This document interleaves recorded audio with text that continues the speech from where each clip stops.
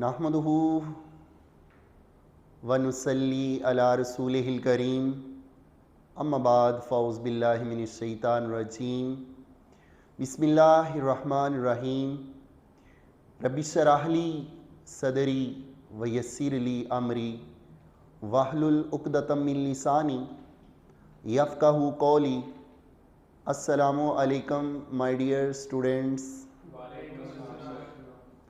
तो आज की वीडियो में हम एक दफ़ा फिर थायराइड ग्लैंड और थायराइड ग्लैंड के हार्मोन्स पे ब्रीफली बात करेंगे। अगेन आज फिर हमारे पास एक एमसीक्यू की रेसिपी है। आए इस रेसिपी को और इसके इंग्रेडिएंट्स को इंजॉय करते हैं। क्वेश्चन है, आपकी नज़रों के सामने है, thyroid hormones are derived from. Thyroid hormone basically दो हार्मोन को कहा जाता है। Two hormones are known as thyroid hormones. Number one T3 and number 2 T4. तो माय डियर स्टूडेंट्स, T3 और T4 कोलेक्टिवली ये थायराइड हार्मोन्स कहलाते हैं। तो पूछा ये गया है, इसका मेन प्रिकर्सर मॉलिक्यूल, ये दोनों हार्मोन्स केमिकली किस अमाइनो एसिड से डिराइव होते हैं। वो कौन सा अमाइनो एसिड है जो T3 और T4 को सिंथेसाइज करता है। तो ऑप्शंस की तरफ मूव करते हैं। ऑप्शन ए है हमारे पास हिस्टिडीन।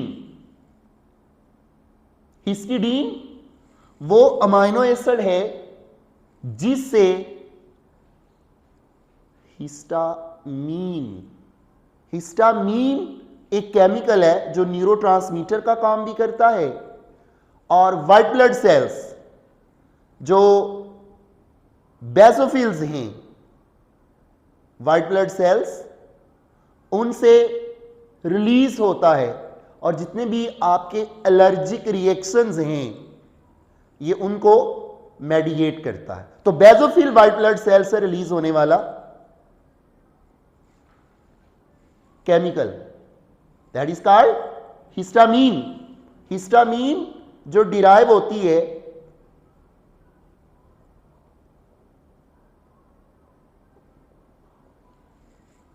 वो हिस्टिडीन अमाइनो एसिड से होती है। तो हिस्टिडीन अमाइनो एसिड से हिस्टामीन रिलीज होती है जो एलर्जिक रिएक्शन में मेडिएटर का काम करती है। माय डियर स्टूडेंट्स, ये हिस्टामीन जो है ये हमारे नर्वस सिस्टम में as a neurotransmitter be, neurotransmitter के एजेंट के तौर पे भी काम करती है। बात करें अगर ऑप्शन बी की, तो ऑप्शन बी में है ट्रिप्टोफैन। ट्रिप्टोफैन वो अमाइनो एसिड है जिससे एक बड़ा वाइटल, बड़ा पिविटल, बड़ा क्रूशियल हार्मोन बनता है। और वो ग्लैंड जो उस हार्मोन को बनाता है वो हमारे सेंट्रल नर्वस सिस्टम में मौजूद होता है। हमारे फोर ब्रेन में डाइनसेफेलॉन का पार्ट है। उस ग्लैंड का नाम है पाइनियल ग्लैंड। तो जी माय डियर स्टूडेंट्स, आपको पाइनियल ग्लैंड का मैंने हिंट दिया है। तो कौन सा हार्मोन है जो पाइनियल ग्लैंड सिंथेसाइज और सक्रीट करता है ब्लड के अंदर? जी my dear student, melatonin. Melatonin hormone जो है वो बनता है ट्रिप्टोफैन अमाइनो एसिड से।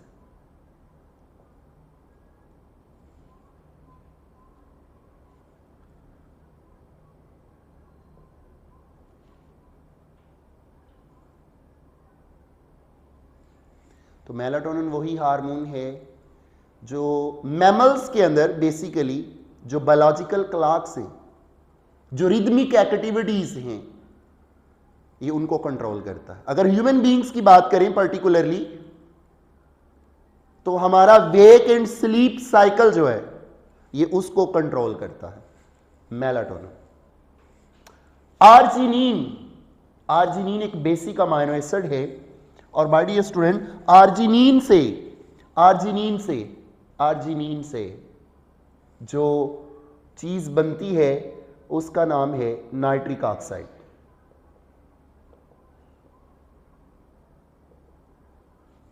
ये नाइट्रिक ऑक्साइड क्या है?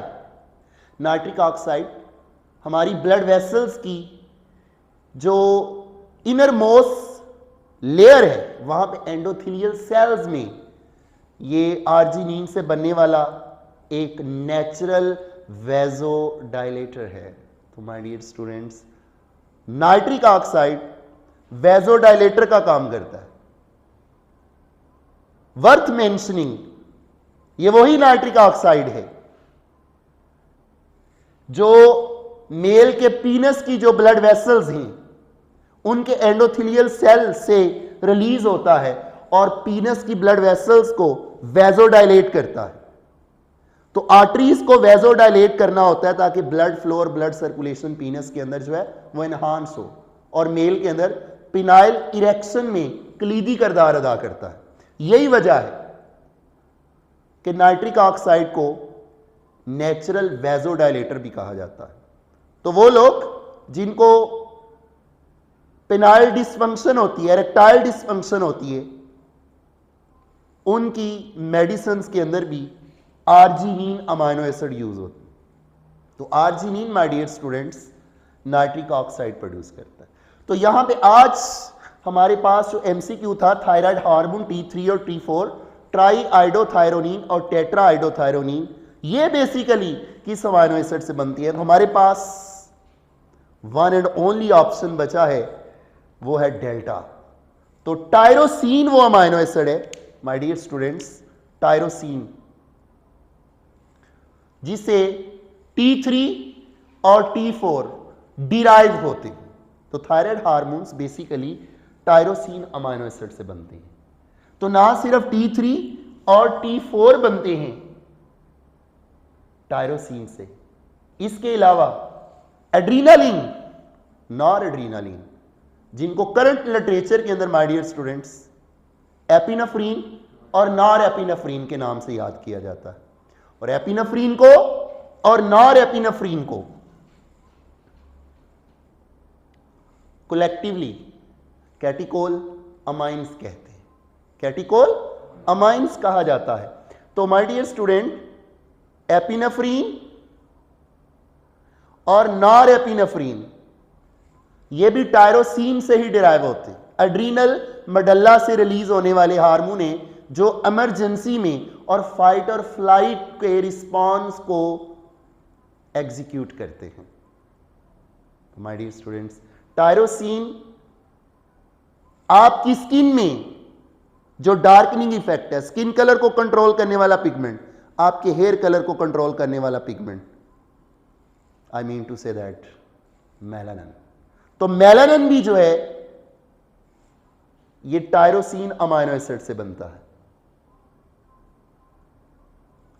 फिर अब रिसेंटली लास्ट वीडियोस के अंदर आपने प्रोलैक्टिन इनहिबिटिंग फैक्टर के चर्चे सुने थे, तज़किरा सुना था। तो प्रोलैक्टिन इनहिबिटिंग फैक्टर या प्रोलैक्टिन इनहिबिटिंग हार्मोन, जिसको हम उर्फे आम में एक्चुअली रियल सेंस में ये डोपामीन होती है। तो डोपामीन न्यूरोट्रांसमीटर और एज अ हार्मोन ये केमिकल मैसेंजर भी टायरोसिन से डिराइव होता है। डोपामीन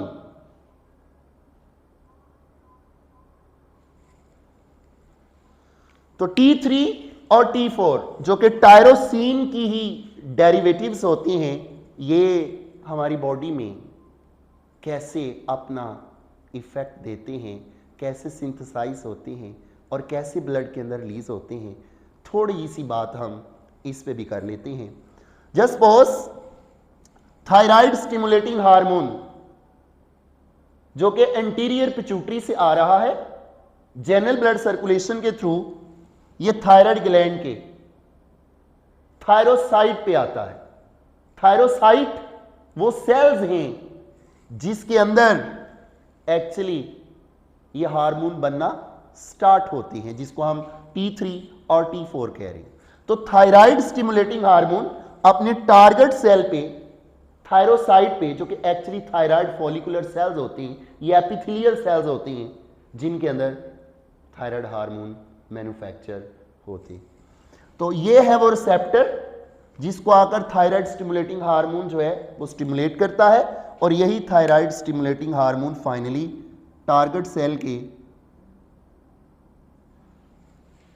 न्यूक्लियस को जाकर इफेक्ट करता है। तो ऐसी इंट्रासेलुलर चेंजेस पैदा करता है थायराइड स्टिमुलेटिंग हार्मोन, जो जाकर टारगेट सेल के न्यूक्लियस के डीएनए पे खास जीन्स को स्विच ऑन करता है। तो जीन एक्सप्रेशन को अल्टर करने में रोल प्ले करता है थायराइड स्टिमुलेटिंग हार्मोन। तो जब टीएसएच इंट्रासेलुलर चेंजेस पैदा करके न्यूक्लियस ऑफ टारगेट सेल के पर्टिकुलर जीन्स को स्विच ऑन और अल्टर करता है, तो ये वाला टारगेट सेल जो प्रोटीन बनाता है, very very important point worth mentioning, उस प्रोटीन का नाम है थायरोग्लोबुलिन। तो इस लेवल पे बहुत कम स्टूडेंट जानते हैं थायरोग्लोबुलिन वो प्रोटीन है एक्चुअली जिसकी आयोडीनेशन होती है। इसके पास है वो अमाइनो एसिड, इसके पास है वो अमाइनो एसिड टायरोसिन।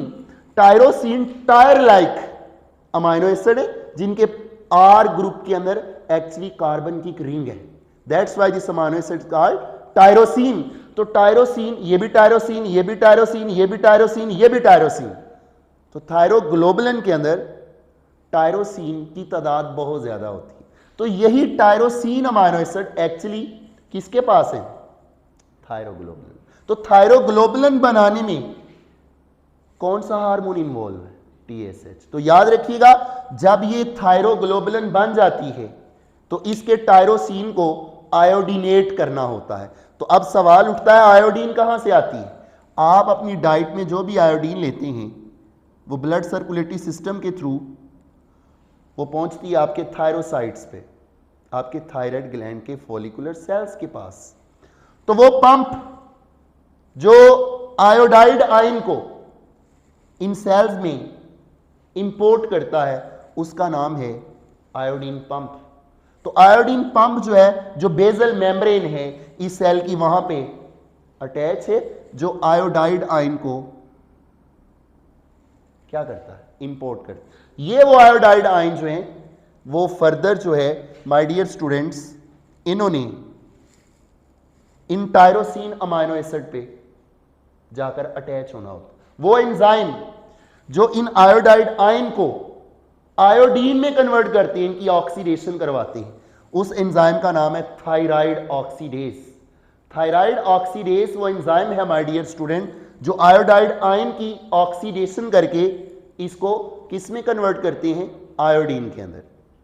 तो आयोडीन, ये आयोडाइड आयन जब यहां से बाहर रिलीज होती हैं तो इनकी ऑक्सीडेशन करवाने वाले एंजाइम का नाम क्या है?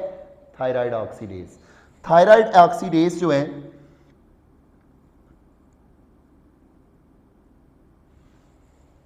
इन आयोडाइड आयन को क्या कर देते हैं? ऑक्सीडाइज। और ये आयोडाइड आयन किस में कन्वर्ट हो जाते हैं? आयोडीन में। तो ऐसा टायरोसिन जिसके साथ एक आयोडीन लगी हो उसका नाम है मोनोआइडोथायरोनिन। और अगर एक टायरोसिन के साथ दो आयोडाइड आयन लग जाए तो इसे कहते हैं डाई आइडोथायरोनिन। DIT, MIT मोनोआइडोथायरोनिन और DIT डाई आइडोथायरोनिन। तो माय डियर स्टूडेंट, अगर एक और टायरोसिन के साथ आयोडीन लग जाता है तो अब ये दो अमाइनो एसिड, टायरोसिन के दो अमाइनो एसिड इनके साथ 3 आयोडाइड लगे हुए हैं। तो फ्यूचर में ये वाला पार्ट जिसमें 2 टायरोसिन है और उनके साथ 3 आयोडीन लगी हुई है, ये 3 आयोडीन और 2 टायरोसिन अमाइनो एसिड वाला जो पार्ट है थायरोग्लोबुलिन का, ये फ्यूचर में बनने जा रहा है T3 ट्राई आइडो थायरोनिन। तो सेम अगर हम बात करें